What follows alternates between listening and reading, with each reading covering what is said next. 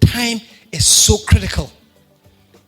Time is so important. When somebody dies, they say the time he spent on their life on earth. When they are paying tribute to somebody who is dead, the time they spent on earth. In other words, time is life. So if you waste time, what are you wasting? Your life. When I'm invited to events and then giddy, I want to be there on time, my wife says, when you go there, nobody will be there. Why are you rushing? And it is true. Chances are I'll get there and nobody is there. So what you realize we are doing is that as a people, we are rewarding negativity. You see?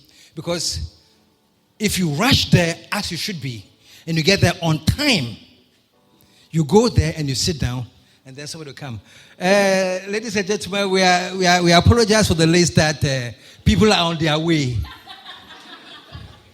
So those of you who have come early, go to hell. We are waiting for the latecomers. Do you see what we are doing as a nation? Yes. We are waiting for those who are late. So for coming early, sit down. I'll punish you. That is how we are treating responsibility in this country. How do you change it? Because you get there and nobody is there.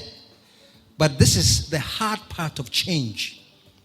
This is the hard part of transformation. That you decide that regardless, either you say they are going to be late anyway, so I'm not going, or I'll get there on time. Even if it looks like you are the only fool out there. You have to make the change. When you make the change, and he makes the change, and he makes a change, everybody makes a change, then gradually society will be transforming. You know? But when we decide that we are so powerless that we can't change it, then we always allow the negative forces to win. And it is very, very, very important. I don't want to be getting political or anything, you know, but I'll give you a typical example. We are all going through this power crisis. Dumso. And I'm doing a documentary on that, so I'm studying that. And I'm realizing that this crisis was waiting to happen. All governments, from, I don't remember the details, every government, this is how it works, yeah?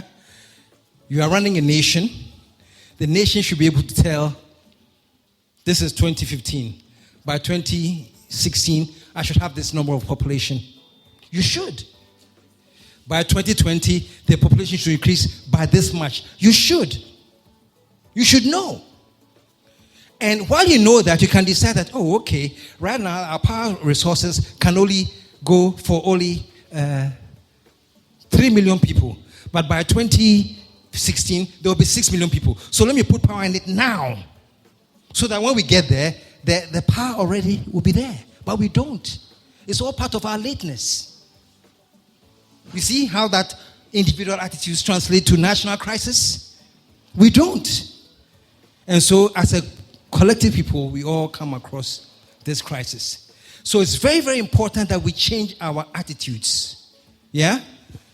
Sometimes it's very funny when we blame politicians. Politicians, they say. Politicians, they say. I've stopped blaming politicians. Do you know why? Because the politicians are just like us. We're all together. We all don't respect time. We all have a very, very bad attitude to everything. And out of some of us, some became politicians. You know what I'm saying? Yeah. So they have come with this attitude.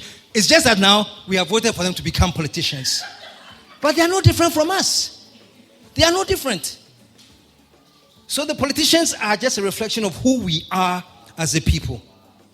That's why I'm always talking to you, the youth out there, that unless you change it, by the time you grow to be like me, you also be talking about, I remember when as a child we had Dumso, the problem will still be there. And where would you have gone? But you are supposed to make things better, generationally.